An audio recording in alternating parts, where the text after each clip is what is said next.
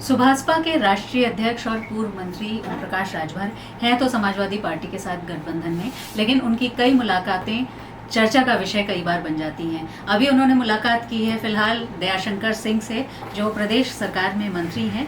तो पहले तो जानते हैं कि ये मुलाकात किस वजह से थी। आपने योगी सरकार के मंत्री से मुलाकात की है, व्यक्तिगत थी या किसी काम को लेकर? नहीं, काम को लेकर। देखिए, जैसे वो परिवहन मंत्री हैं, एक काम तो परिवहन से संबंधित था। इस संबंध में जौनपुर और बनारस के लिए रोडवेज बस चलाने का सवाल था। हमारे एक साथी हैं मिथिलेश सिंह, उनका मामला था।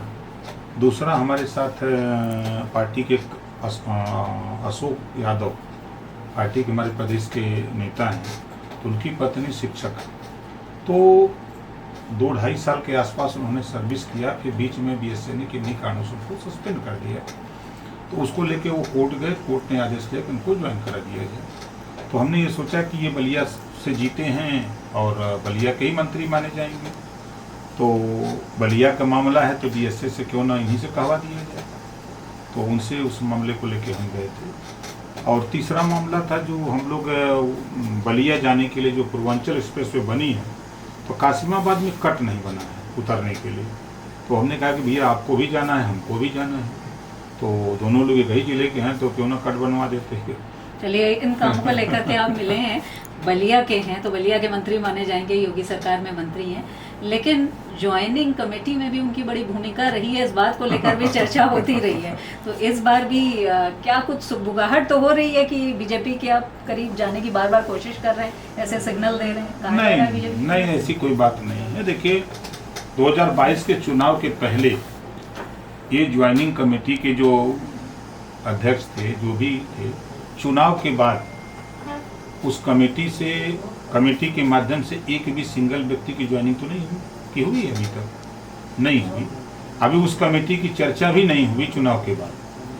तो हमको ठीक है, वो अपना उनकी पार्टी हमका मामला है, लेकिन हमारा जो मामला है, हम जो गठबंधन समाजवादी पार्टी गठबंधन है, हम गठबंधन के साथ ही समाजवादी पार्टी गठबंधन के साथ है। चाहे जयंत जी हों, चाहे हम हों, चाहे केशवदेव मौर्य हों, चाहे कृष्णा पटेल हों, चाहे प्रेमचंद प्रजापति, हम जितने लोग हैं सब लोग गठबंधन के साथ। उनसे तो आपने मुलाकात की, लेकिन एक और मुलाकात जो आप करना चाहते थे, जो बात आई थी आजम खान से, वो भी चर्चा में है। तो क्या मुलाकात तो हो नहीं पाई आपकी, क्या वजह है? क्या समय आजम खान जी नहीं, वो बात नहीं। ऐसे जिनको उनके वकील को बताया था, तो वो संजोग से गए नहीं, तब तक ईद आ गई, 2-3 दिन उसमें फंसे थे। आज वो गए हैं, यानी अब मुलाकात? हाँ, आज गए हैं, तो आज उनके यहाँ हमारा प्रस्ताव जाएगा। जैसा वो कहते हैं, प्रशासन जैसा बताता है, उस हिसाब से शाम को बताएंगे। जिस तरह से ये बातें हो रही हैं, उसकी एक वजह ये भी है कि गठबंधन में कहीं ना कहीं कुछ टूट सी होती दिख रही है, चाहे वो आजम खान की नाराजगी की या शिवपाल यादव जिस तरह से रिएक्ट कर रहे हैं। अब ये बात सामने आई है कि वो अपनी पार्टी को मजबूत करेंगे, समाजवादी पार्टी के खिलाफ भी बोलेंगे। तो लगता नहीं गठबंधन में कहीं कुछ कंफ्यूजन है? आप उसी गठबंधन का हिस्सा हैं। नहीं, देखिए, सबसे बड़ी बात तो पहले आप ये जानकारी रखिए कि चाहे शिवपाल जी हों, चाहे आजम जी हों, ये समाजवादी पार्टी के एमएलए लोग हैं, एमपी लोग हैं। तो वो समाजवादी पार्टी का विषय हमारा विषय नहीं है। हम गठबंधन के लोग जो साथी हैं, चाहे जयंत जी हों, चाहे कृष्णा पटेल जी हों, चाहे संजय चौहान जी हों, केशवदेव मौर्य जी हों, चाहे हम हों, जितने हम लोग हैं, हम लोग समाजवादी पार्टी से गठबंधन है। समाजवादी पार्टी में क्या हो रहा है, वो गठबंधन के अंग तो है नहीं। समाजवादी पार्टी के सिंबल पे चुनाव लड़े हैं शिवपाल जी, समाजवादी पार्टी के सिंबल पे आजम जी चुनाव लड़े हैं, तो वो गठबंधन नहीं माना जाएगा, वो समाजवादी पार्टी मानी जाएगी। तो समाजवादी पार्टी में उनका क्या गुल खिल रहा है, क्या उनका तूतू में क्या है, तो वही बेहतर अखिलेश जी से बता सकते हैं, उनके प्रवक्ता बता सकते हैं, उनके प्रदेश अध्यक्ष बता सकते हैं। हम लोगों से क्या है? इससे आपका कोई वास्ता नहीं? हम लोगों से इससे कोई मतलब नहीं है। वो अब किसी के घर में झगड़ा हो तो हम जाके वहाँ झूठा पंचायत कर, ये अच्छा काम नहीं है। लेकिन इससे कंफ्यूजन तो होता है ना बाहर? वो होता रहता है। राजनीति में कुछ नेताओं की आदत है कि गुनगुनाते रहते हैं, फिर टाइम आता तो एक हो जाते हैं। आप बताइए कि चाचा कहियो कितने दिन गुनगुनाए, अंत में रिजल्ट क्या आया? अंत में जो लोग अगर उनके साथ खड़े होकर बोलते तो क्या होता, वही ना, वो गुनाहगार साबित हो जाते।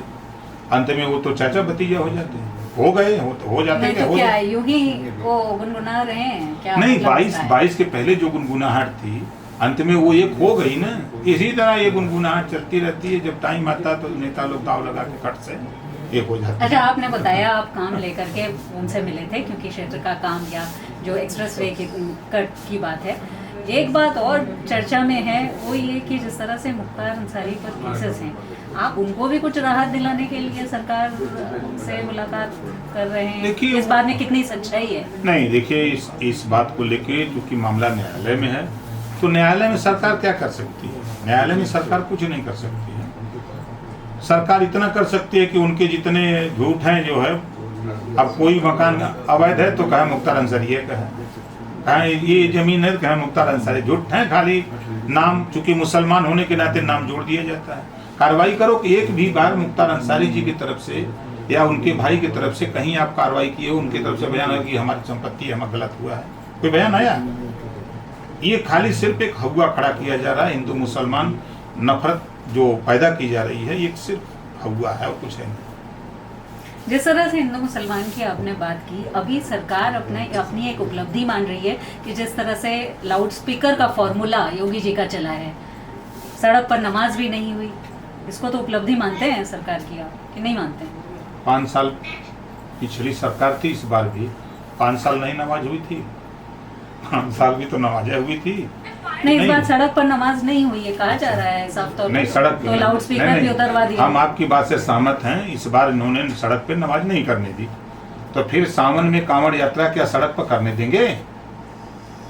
अगर मस्जिद हो या मंदिर हो या गुरुद्वारा हो, संख्या अगर बढ़ गई तो 20 मिनट आधा घंटा के लिए ही वहाँ नमाज पढ़, ईश्वर की आराधना करते हैं लोग। तो सड़क तो कोई खोद को ले नहीं जा रहे हैं।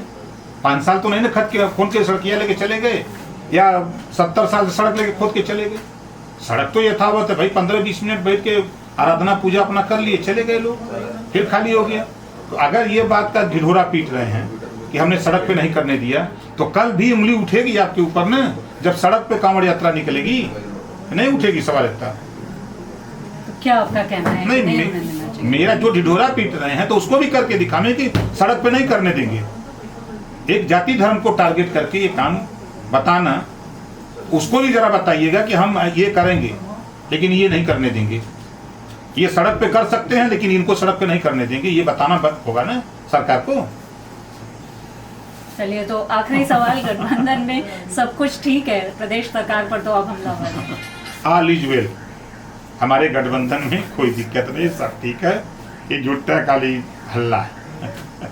शुक्रिया बातचीत के लिए। तो ये हैं Om Prakash Rajbhar, all is well कह रहे हैं, यानी गठबंधन में सब कुछ ठीक है। जो भी झगड़ा है, जो भी विवाद है, वो परिवार का है, जिससे कोई वास्ता नहीं है ओम प्रकाश राजभर जी का, ऐसा उनका कहना है। शिल्पी सेन, लखनऊ, आज तक।